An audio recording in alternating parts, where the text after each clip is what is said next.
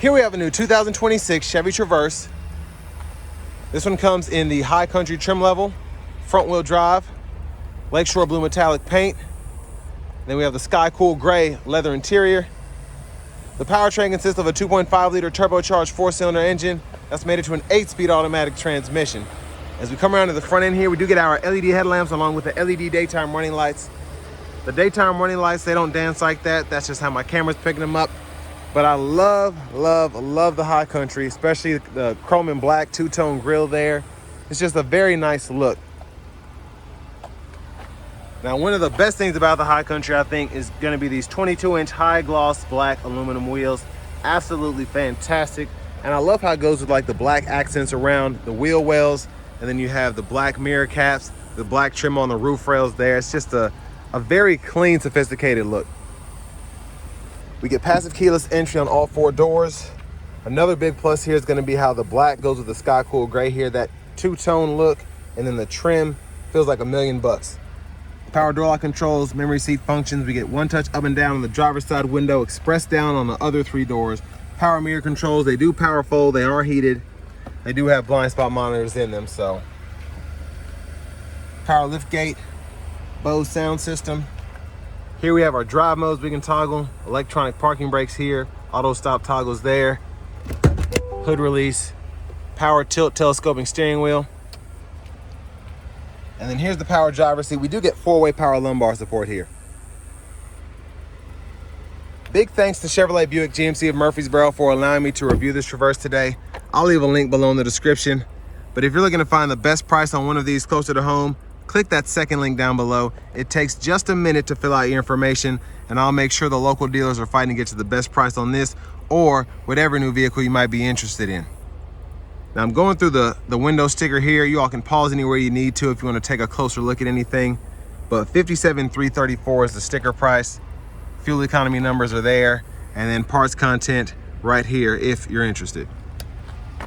Now I have the seat up front adjusted for someone of my size, being 6'3" with longer legs, so we're gonna check out the space in here.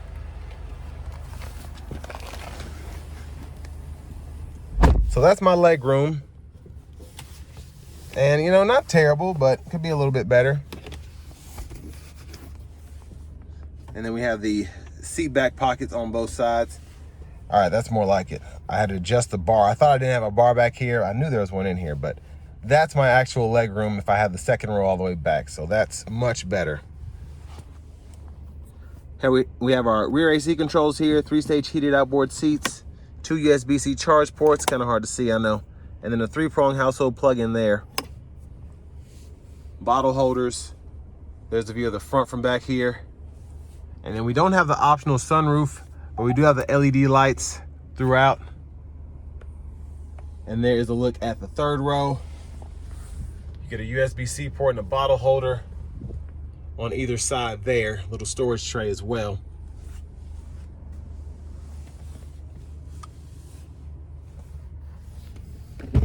Let's make our way towards the back. Oh yeah, child locks, lock, unlock there. There's a fuel filler. This will take regular, no problem.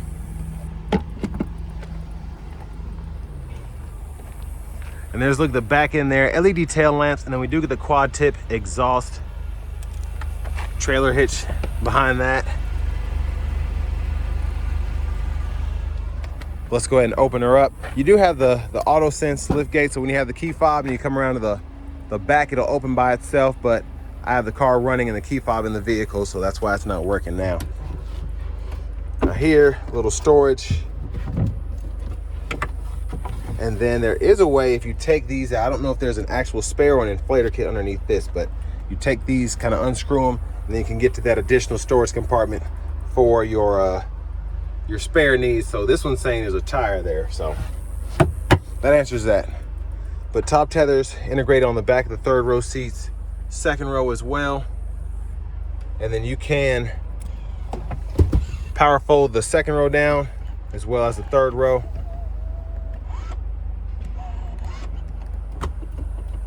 I don't know why the 3rd row is not going down. Oh, there it is. So that'll fold flat when those seats are up far enough for all that additional room. And then you can fold the third row back, but you have to actually go to the second row to get that back up. Now, the only vehicle I remember seeing that had like a power second row that you can fold down and fold back up here recently was like a autobiography Range Rover, like a 24, and that's a cool feature, but I always forget to do it. So you just pop that back into place, and then your lower anchor's right there in the seat. And then you can hit this button and it tumbles the seat forward, which is pretty cool. Makes it easier to get to the third row. And then again, you have the button on the back of the seat where you can do that as well. And you can just fold it flat, hitting that as well. Front passenger seat here is gonna be power with 4-way power lumbar support. And it's nice to have that, even though this is a high country, you kind of expect that. It's nice that we get the exact same controls, not just power, but we also have the 4-way power lumbar too. The glove compartment's here.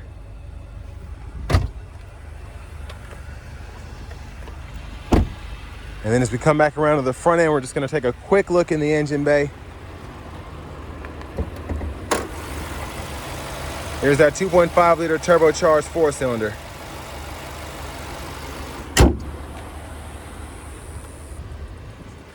And next to the blinkers,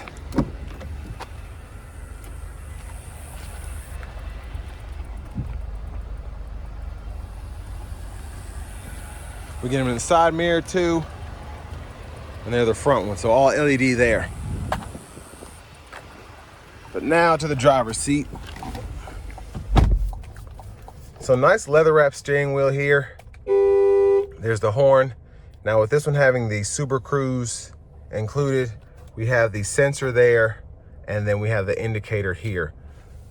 But to the radio, Google Assistant system, the Google Assistant is there. We have AM, FM, XM along with Bluetooth, wireless CarPlay, and Android Auto compatibility. We have Google Maps. We have our gauges we can kind of see in here. So tire pressure monitors, brake pad life, coolant temp, battery voltage, etc. You can click on the animation to actually see certain things there. And then for your camera, you do get quite a few views. So this is all for the back, and this is for the front. So front and rear camera, you can kind of adjust that as you want to. Your settings, vehicle settings include teen driver, rear seat reminder, buckle to drive, and Super Cruise lane change. And then we also have our system settings down here where you can adjust your language or your units of measurement here. Auto park assist as well, the ambient lighting we can adjust.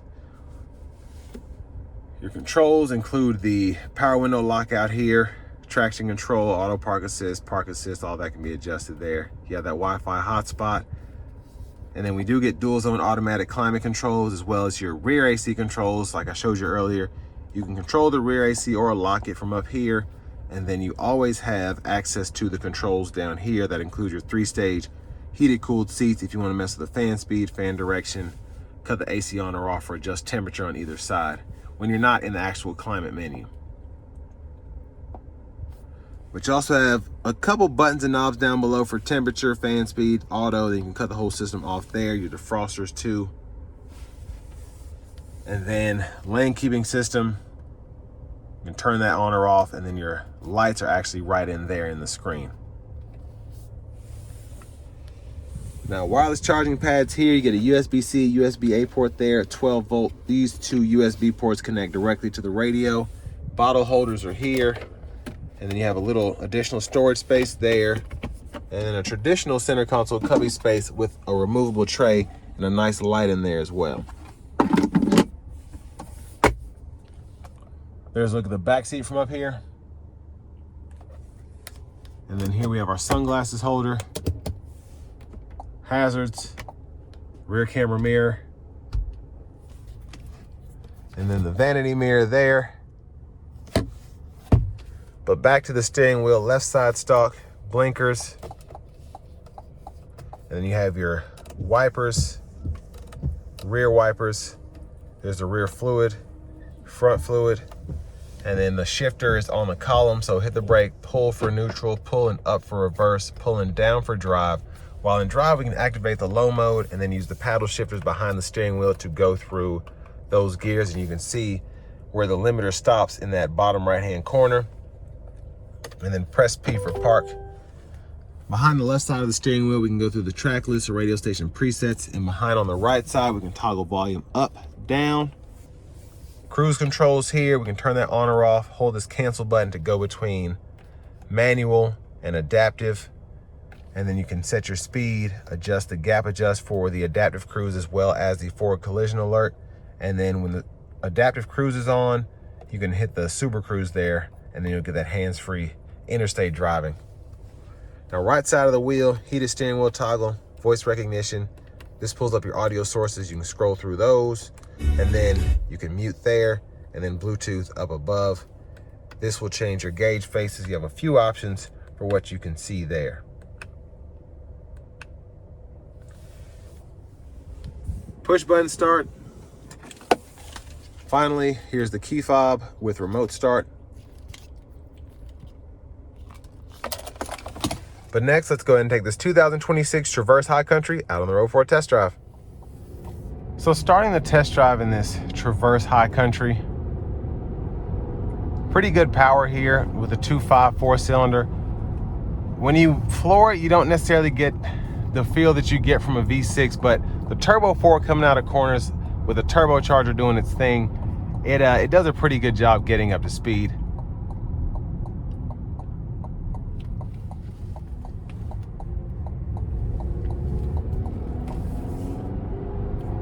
Now it is nice to have the different drive modes as well. You have normal, sport, snow and ice, and then tow haul. So we're gonna put it in the sport. We're not gonna floor it, but we're gonna give it a little pull getting on the interstate.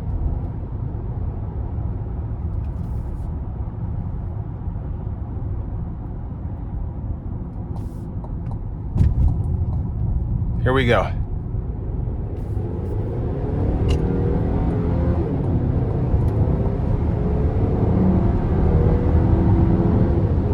Oh wow, that was a lot better than I was expecting. Sport mode makes a big difference. We're gonna activate the cruise here. We're gonna try and get the super cruise going for a second. But I want to give one more thanks to Chevrolet Buick GMC of Murfreesboro for allowing me to review this Traverse today. I'll leave a link below in the description. If you're looking to find the best price on one of these closer to home, click that second link down below. It takes just a minute to fill out your information, and I'll make sure the local dealers are fighting to get to the best price on this or whatever new vehicle you might be interested in. I got to get off at this next exit, but one thing I will say about Super Cruise, what makes it so great is it's hands-free. It's not like the lane centering where you have to like hit the steering wheel every 30 seconds or 10 seconds. I don't know what it is, but this is hands-free driving. So specifically for interstate travel, it's top notch. I like it better than Tesla's. I like it better than Ford's Blue Cruise. It's just simple and it just does its thing.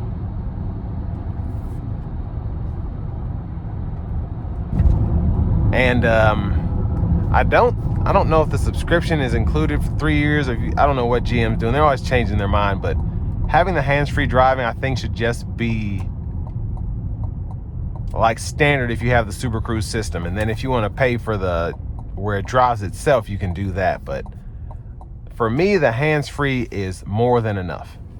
And I think it's funny how GM has so many vehicles that I'll get behind the wheel of, and I'm like, man, that's expensive. But this is a 26 model, and I think 58 grand is a steal for something like this, for all that you get here with the heated, cooled seats, the hands-free lane centering.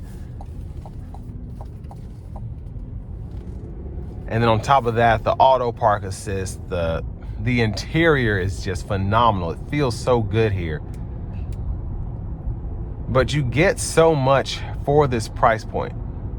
Whereas you'd think a high country 65, 70 grand, it's front wheel drive, but if you don't need all-wheel drive, why pay for it? You get better fuel economy here. The vehicle's a little lighter. And I just really, really like this for the money.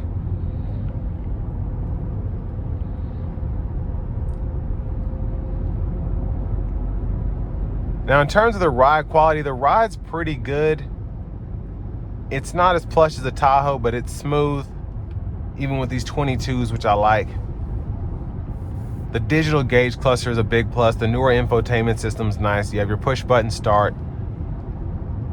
There's just a lot right with this Traverse. And again, me personally, I would go up to the high country just to get all these features. But if you don't want that, the Z71 I think you can still get for around 50. The RS is what really brings money, but the RS is just a bad looking vehicle. The high country looks good, but how they design the Traverse RS is just nasty, man. It's I think the best looking 3-row, at least like mid-size to large SUV out on the market. Now, I'm not talking about Escalades or Tahoes or whatever, but if you're comparing the Traverse to the Highlander, if you're comparing it to a Dodge Durango, if you're comparing it to a Honda Pilot, things of that nature, I think the Traverse is top dog, period. No hesitation. It's just it's a looker.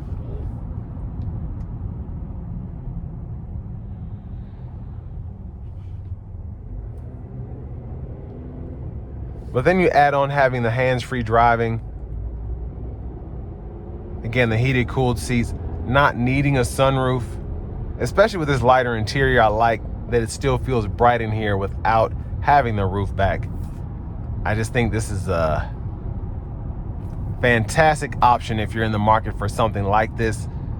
And here at Chevrolet Buick GMC of Murfreesboro, you get that lifetime powertrain warranty as well. So with all that being said, this will bring me to the end of my review of this 2026 Chevy Traverse High Country.